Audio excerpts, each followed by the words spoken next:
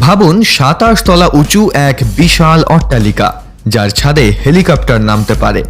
বাড়িটির ৭টি তলা ভর্তি শুধুমাত্র গাড়ি দিয়ে। ভেতরে রয়েছে ৫০ জন বসার ক্ষমতাওয়ালা সিনেমা হল, রয়েছে একটি স্নো রুম যেখানে যখন খুশি তখন তুষারপাত করানো যায়। কি ভাবছেন কত টাকা খরচা হয়েছে এই বাড়িটি তৈরি করতে? বেশি না, মাত্র ১৫,০০০ কোটি টাকা। আগে হ্যাঁ, এটা হলো বিশ্বের সবচেয়ে ব্যয়বহুল বাড়িগুলোর মধ্যে একটি, মুকেশ আম্বানির অ্যান্টিলিয়া। হয়তো ভাবছেন এত বড় বাড়িতে কয়জন বসবাস করে?